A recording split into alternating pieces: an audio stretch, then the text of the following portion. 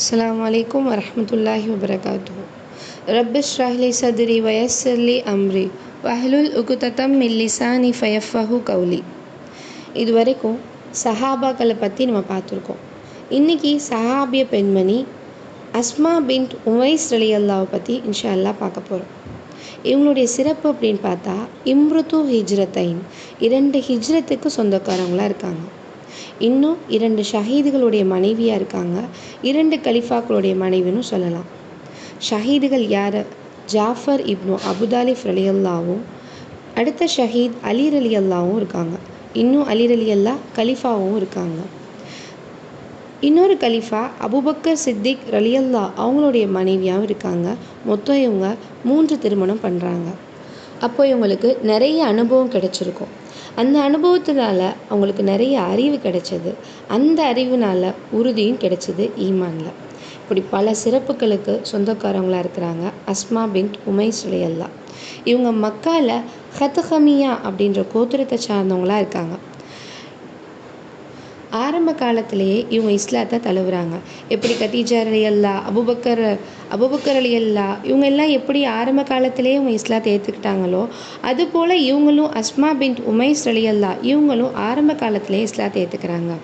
இவங்க யார் அப்படின்னு பார்த்தா இவங்களுக்கு நபி ஸல்லல்லாஹு அலைஹி வஸல்லம் அவங்களுக்கு என்ன உறவு அப்படின்னு பார்த்தோன்னா, இவங்க அபுதாலிப் அவங்களுடைய மகன் ஜாஃபர் ரலியல்லாவை திருமணம் பிடிக்கிறாங்க. எப்படி ஆரம்ப காலத்திலேயே ஜாஃபர் ரலியல்லா இஸ்லாத்துக்கு வந்தாங்களோ அது போலயே இவங்களும் இஸ்லாத்துக்கு வராங்க. இவங்களுக்கு பிறந்த 3 குழந்தைகள் இருக்காங்க. அப்துல்லா, முஹம்மத், அவும் அப்படின்னு 3 குழந்தைகள் இருக்காங்க. இப்படி இவங்களுக்கு இன்னொரு சிறப்பும் இருக்குது. அபுபக்கர் ரலியல்லாவுக்கு பிறந்த குழந்தை முஹம்மத் அப்படின்ற பேருடையவங்களாகவும் இருக்காங்க. ஜாஃபர் ரலியல்லா அவங்களுக்கு பிறந்த குழந்தை முஹம்மத் அப்படின்னு பேர் இருக்கக்கூடியவங்களாக இருக்காங்க. இதனால் உம்மு முஹம்மதத்தைன் அப்படின்னு சொல்கிறாங்க. 2 முஹம்மதுடைய தாய் அப்படின்னு இவங்களுக்கு சிறப்பு இருக்குது. இவங்க 2 ஹிஜ்ரத்துக்கு சொந்தக்காரவங்க நம்ம பார்த்தோம். முதல் ஹிஜ்ரத்து அபிசீனியாவுக்காக அவங்க போகிறாங்க. எங்கே போகிறாங்க? மக்காலேருந்து அபிசீனியாவுக்கு ஆரம்ப காலகட்டத்தில் அனுப்பிச்சாங்கல்ல ரசூல்லா, அந்த கூட்டத்தில் இவங்க கிளம்புறாங்க. இவங்க கடல் வழி பயணமாக அஹ்லுஸ் சஃபீனா கப்பல் வழி பயணத்தில் இவங்க கிளம்புறாங்க. இந்த கப்பல் வழியில் பயணத்தில் இவங்க எல்லாரும் ஹிஜ்ரத்துக்கு பண்ணுறாங்க. இது போலவே இந்த காலகட்டத்தில் அபு மூசா அல் அஷ்ரி ரலியல்லா அவங்களும் அவங்களுடைய தோழர்களும் யமன்லேருந்து மதீனாவுக்காக கிளம்புறாங்க ஹிஜ்ரத் பண்ணுறதுக்காக. இப்போது அந்த நேரத்தில் மதீனாவுக்கு கிளம்பும் போது இவங்க என்ன செய்கிறாங்க? பாதை மாதிரி எங்கே போயிடுறாங்க? அபிசீனியாவுக்கு போயிடுறாங்க. அங்கே ஜாஃபர் ரலியல்லா அவங்களுடைய மனைவி அஸ்மா ரலியல்லா எல்லாரும் இருக்காங்க. அப்போ அங்கேயே அபு மூசா அல் அஷ்ரி என்ன செய்கிறாங்க? அங்கேயே தங்கிடுறாங்க. பின்னாடி மதீனாவுக்கு இவங்கெல்லாம் எப்போ கிளம்புறாங்களோ அப்போ அபு மூசா அல் அஷ்ரி அவங்களும் சேர்ந்து என்ன செஞ்சிடறாங்க? கிளம்பி ஹிஜ்ரத் பண்ணி வந்துடுறாங்க. மதீனாவுக்கு வந்ததுக்கப்புறமா ஒரு சம்பவம் நடக்குது. சஹீஹுல் புகாரியில் இடம்பெற்றிருக்கு. 4830 அபு மூசா அல் அஷ்ரி ரலியல்லா அறிவிக்கிறாங்க, ஹப்ஸா ரலியல்லா வீட்டில் அஸ்மா பின்த் உமைஸ் ரலியல்லா இருக்கிறாங்க. அந்த நேரத்தில் உமர் ரலியல்லா வராங்க. அப்போ கேட்குறாங்க, இவங்க யார்? ஹிஜ்ரத் செஞ்சாங்களே அந்த பெண்ணா? ஹத்தமியா கோத்திரத்தை சார்ந்த அந்த பெண்ணான்னு சொல்லி இவங்களை பற்றி விசாரிச்சிட்ருக்காங்க. அப்போ ஹப்ஸா ரலியல்லா ஆமாம் அப்படின்னு சொல்கிறாங்க. உமர் ரலியல்லா அதுக்கு அஸ்மா பின்த் உமைஸ் ரலியல்லா பார்த்து சொல்கிறாங்க, உங்களுக்கு முன்னாடியே நாங்கள் என்ன செஞ்சிட்டோம்? ஹிஜ்ரத் போயிட்டு வந்துட்டோம். எங்களுக்கு அதனுடைய கூலி இருக்குது அப்படின்னு சொல்லி சொல்கிறாங்க. உங்களுக்கு முன்னாடியே நாங்கள் ஹிஜ்ரத் பண்ணிட்டோன்றதை சொல்கிறாங்க. இப்போ இவங்களுக்கு என்ன செஞ்சிருது? அவங்களுக்கு ஒரு கோவம் வருது. அஸ்மா ரலியல்லாவுக்கு கோவம் வந்து சொல்கிறாங்க, நீங்கள் தவறு செஞ்சிட்டீங்க உமரே அப்படின்னு சொல்லிட்டு, நீங்கள் ரசூல்லாட்ட இருந்து ஏழைகளுக்கு உணவளிச்சிருக்கட்டும், தெரியாதவங்களுக்கு நீங்கள் கல்வி கற்றுக்கிட்டும், நீங்கள் ரசூல்லாவுடையே இருந்தீங்க. ஆனால் நாங்கள்லாம் இருந்த இடம் இஸ்லாத்தை பகைக்கக்கூடிய இடமாகவும் கஷ்டமான சூழல்லையும் நாங்கள் இருந்தோம். அல்லாஹ் மீது ஆணையாக நான் சொல்கிறேன், நான் சாப்பிட மாட்டேன், குடிக்க மாட்டேன், நான் இதை போய் ரசூல்லாட்ட சொல்கிற வரைக்கும் நான் எதுவுமே பண்ண மாட்டேன் அப்படின்னு சொல்லி சொல்கிறாங்க. ஏன்னா அவங்களுக்கு ரொம்ப கோவம் வருது. அவங்களுடைய நன்மையை குறைச்சி சொல்கிறதுனால அவங்களுக்கு கோவம் வருது. நபி ஸல்லல்லாஹு அலைஹி வஸல்லம் அவங்கள்ட்ட போய் என்ன செய்கிறாங்க? நடந்ததை சொல்கிறாங்க. அப்போ நபி ஸல்லல்லாஹு அலைஹி வஸல்லம் சொல்கிறாங்க, என் விஷயத்தில் உங்களை விட அவங்க தகுதியானவங்க இல்லை. அவங்களுக்கு ஒரு ஹிஜ்ரத்துக்குரிய நன்மை தான். ஆனால் கப்பல்வாசிகளுக்கு 2 ஹிஜ்ரத்துக்குரிய நன்மை இருக்குது, 2 ஹிஜ்ரத்துக்குரிய கூலி இருக்குது கண்டிப்பாக அப்படின்னு சொல்லி சொல்கிறாங்க. இதை கேட்ட சந்தோஷத்தில் அஸ்மா பின்த் உமைஸ் ரலியல்லா ரொம்ப சந்தோஷப்பட்டுட்டு மக்களுக்கெல்லாம் போய் சொல்லக்கூடியவங்களாக இருக்கிறாங்க.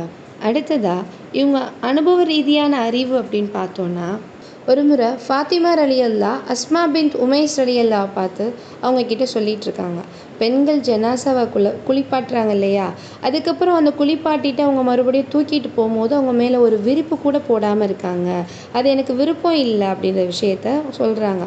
அப்போ என்ன பண்ணலாம் அப்படின்ற விஷயத்த என்ன செய்கிறாங்க, இவங்க பேசிக்கிறாங்க. அப்போது அஸ்மா ரலியல்லா சொல்கிறாங்க, நான் அபிசீனியாவுக்கு போனேன்ல, அங்கே நான் பார்த்தேன் ஜனாசா எப்படி வைப்பாங்க அப்படின்னா ஒரு தட்டு வைப்பாங்க, அதுக்கு மேலே இப்போ நம்ம தூக்கிட்டு போகும்போது ஒரு ட்ரே மாதிரி வைக்கிறாங்கல்ல, அது மாதிரி வைப்பாங்க, அதுக்கு மேலே ஒரு கவர் போல் ஒரு கூம்பு போல் இருக்கும் மறைக்கிறதுக்கு, அது மேலே ஒரு துணியை போட்டு அவங்க மறைச்சிட்டு போவாங்க அப்படின்னு சொல்கிறாங்க. ஃபாத்திமா ரலியல்லா சொல்கிறாங்க, இந்த ஐடியா நல்லா இருக்குது, ஒரு சிறந்த ஒரு நல்ல யோசனையாக இருக்குது, இது போல தான் என்னுடைய ஜனாசாவை நீங்கள் அடக்கம் பண்ணணும் அப்படின்னு சொல்கிறாங்க. அதுபோலவே முதலாக ஃபாத்திமா ரலியல்லாவுக்கு தான் இந்த முறையை அடக்கம் பண்ணியிருக்காங்க. சுபஹானல்லாஹ், எவ்வளோ அனுபவ ரீதியான விஷயங்கள்லாம் சொல்கிறாங்க பார்த்தீங்களா. இன்னும் இவங்களுடைய விஷயத்தில் கவலையான ஒரு சம்பவம் ஒன்று நடந்திருக்கு. ரசூலுல்லாவுடைய குடும்பமும் சரி, மொத்த மதீனாவும் சரி, இதில் ரொம்ப கவலைப்பட்டிருக்காங்க. என்னன்னு பார்த்தா மூத்தா யுத்தம் இருக்கு இல்லையா, அதில் ரொம்ப கவலைப்பட்டாங்க. மூத்தா யுத்தத்தில் ரசூலுல்லாஹ் 3 பேரை படைத்தளபதியாக அனுப்புகிறாங்க. ஒன்று ஜயித் பின் ஹாரிசா ரலியல்லா, இன்னொன்று அப்துல்லா பின் வராஹா ரலியல்லா, இன்னும் 3வது ஜாஃபர் இப்னு அபி தாலிப் ரலியல்லா. ஒருத்தவங்க மௌத்தா போயிட்டாங்கன்னா இன்னொருத்தவங்க மௌத்தா போயிட்டாங்கன்னா இன்னொருத்தவங்கன்னு சொல்லி அந்த அந்த யுத்தத்தோடைய இது நோக்கம் என்னன்னு பார்த்தீங்கன்னா, ஒரு கொடி ஒன்று இருக்கும், அந்த கொடியை வீழ்த்தப்படக்கூடாது, அப்போ அதை அந்த கொடியை பாதுகாத்துட்டே அதை கையில் வச்சுட்டே போகணும். அப்படி இருக்கும்போது அந்த யுத்தத்தில் 3 பேருமே மரணிக்கிறாங்க. அஸ்மா ரலியல்லாவுடைய கணவர் ஜாஃபர் ரலியல்லாவும் இதில் மரணிக்கிறாங்க. இப்னு உமர் ரலியல்லா இதை பற்றி எப்படி சொல்கிறாங்கன்னு பாருங்கள். அறிவிக்கிறாங்க, அவர் கொல்லப்பட்டதை, ஜாஃபர் ரலியல்லா கொல்லப்பட்டதை நாங்கள்லாம் பார்த்தோம். 80 அல்லது 90 சொச்சம் காயங்கள் அவங்களுடைய உடலில் இருந்துச்சு.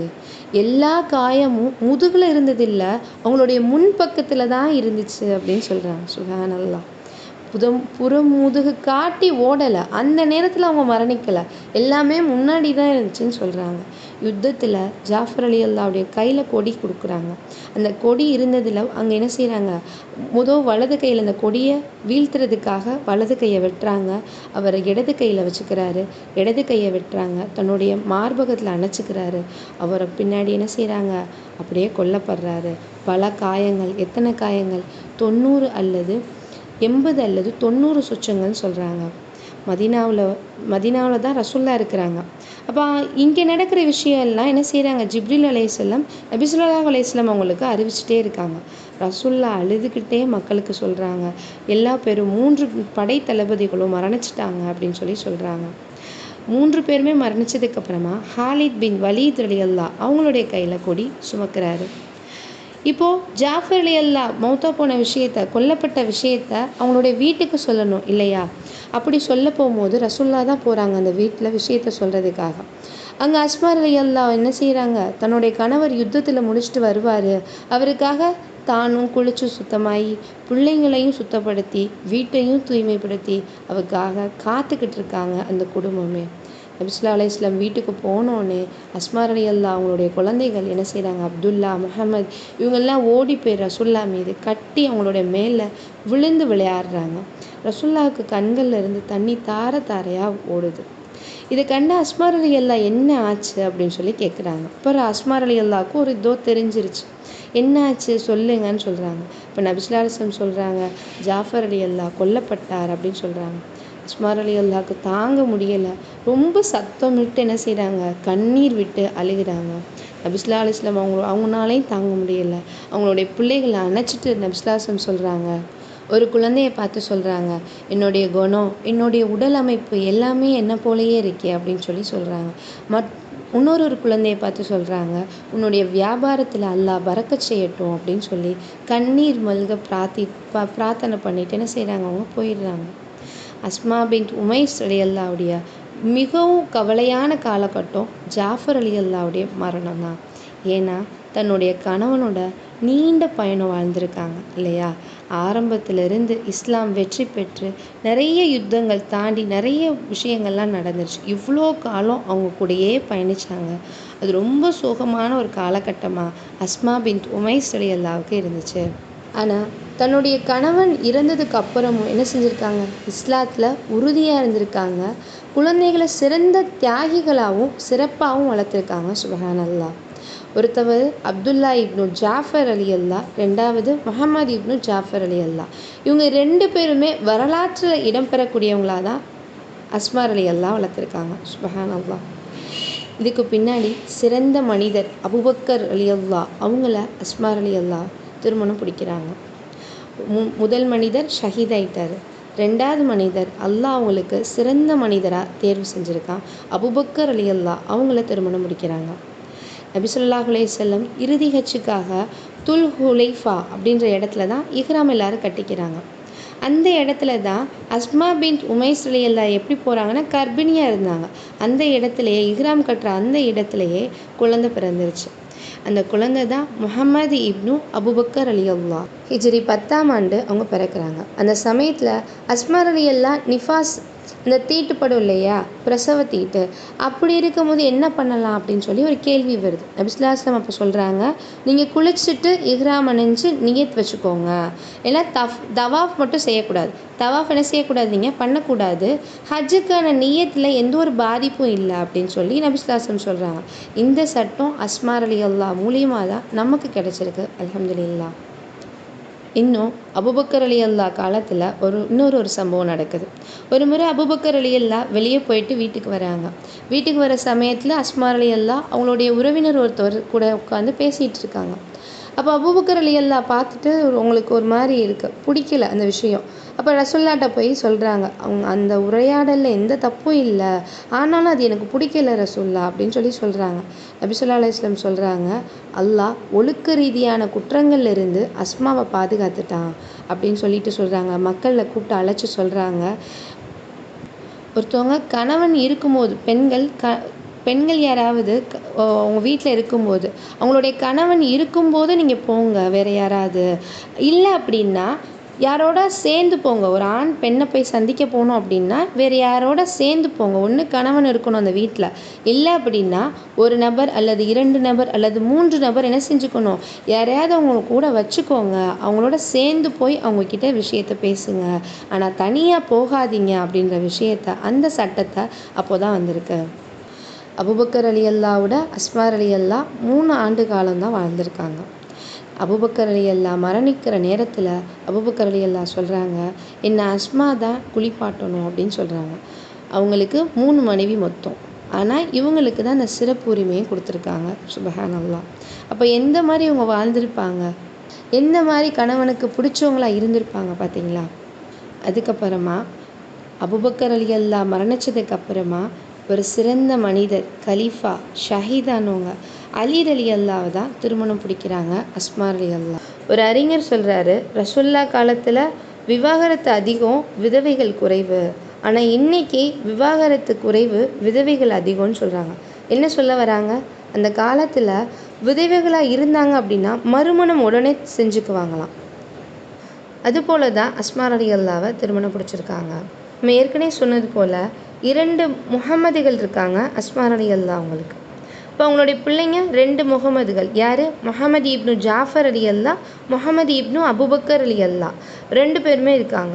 ஆனால் அலி ரலியல்லாஹுக்கு தன்னுடைய அண்ணன் பையன் தான் ரொம்ப பிடிச்சவங்களா இருந்திருக்காங்க. முஹம்மது இப்னு அபூபக்கர் ரலியல்லாஹு அவங்களும் என்ன செய்கிறாங்க, அலி ரலியல்லாஹு அவங்க கிட்ட தான் வளர்கிறாங்க. ஒரு தடவை 2 முஹம்மதுகளுக்கும் என்ன செய்கிறாங்க, ஒரு பேச்சுவார்த்தை நடக்குது. நான் தான் சிறந்தவன் அப்படின்னு ஒருத்தர் சொல்கிறார். இன்னொருத்தர் சொல்கிறாரு, நான் கலீஃபாவோட பையன், நான் தான் சிறந்தவன் சொல்லி ஒரு பிரச்சனை வருது.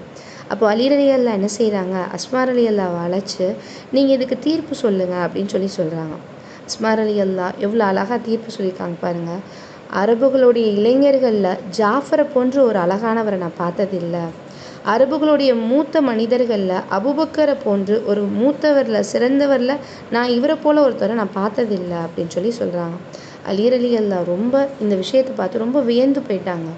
அதுக்கப்புறமா அலி ரலியல்லாஹு பல குழப்பங்கள், பல யுத்தத்தில் இருந்து கடைசியாக ஷஹீதாகிறாங்க அலி ரலியல்லாஹு.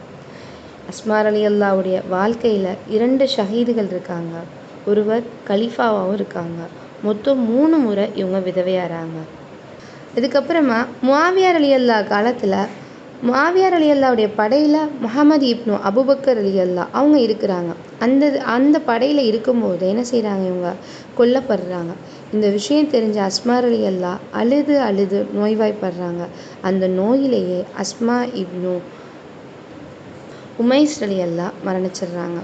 இப்போ இவங்களுடைய வரலாற்றிலிருந்து நம்ம எடுத்துக்கொள்ளக்கூடிய படிப்பினை என்ன? கணவன் இறந்தாலும் தானும் தன் பிள்ளைகளையும் ஒழுக்கத்துடனும் ஈமானுடனும் அல்லாவுக்கு அஞ்சியும் வளர்த்துருக்காங்க, வாழ்ந்திருக்காங்க. பிள்ளைகளை பாகுபாடு இல்லாமல் சிறந்த முறையிலையும் வீரமானவர்களாகவும் வளர்த்துருக்காங்க அஸ்மா பின்த் உமைஸ் ரலியல்லா. சுபஹானல்லா. ஆனால் நம்முடைய வாழ்க்கையில் கணவனுக்கு என்ன செய்யணும், என்ன செய்ய வேண்டிய கடமை, பிள்ளைகளுக்கு என்ன செய்ய வேண்டிய கடமைன்னு நம்ம அதை கவனிக்காமல் அலட்சியமாக இருக்கிறோம் இல்லையா? சஹாபாக்கள் நன்மையில் முந்தி செல்லக்கூடியவங்களாக இருந்திருக்காங்க. சஹாபாக்கள் மட்டும் இல்லை, சஹாபிய பெண்களும் நன்மை பெறுவதற்காகவும் ஈமானில் உறுதியானவங்களாகவும் தியாகங்கள் செய்யக்கூடியவங்களாகவும் வாழ்ந்திருக்காங்க.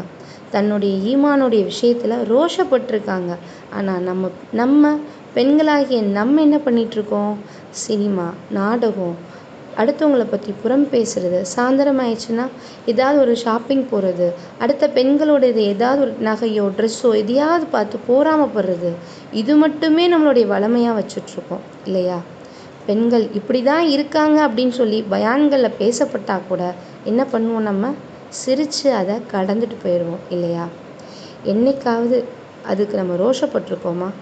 அல்லாஹ் பாதுகாக்கணும். ஒரு சிறந்த பிள்ளைகளை வளர்த்தாதான் ஒரு சிறந்த சமூகம் உண்டாகும் இன்ஷா அல்லாஹ். நாமும் நம்மளுடைய தவறுகளை சரி செஞ்சு நம் பிள்ளைகளையும் சிறந்த முறையில் வளர்க்க அல்லாஹ் நம்ம அனைவருக்கும் உதவி செய்வானாக. வாஹிரதவுனா அல்ஹம்துலில்லாஹி ரப்பில் ஆலமீன். அஸ்ஸலாமு அலைக்கும் வரஹ்மத்துல்லாஹி வபரகாத்துஹு.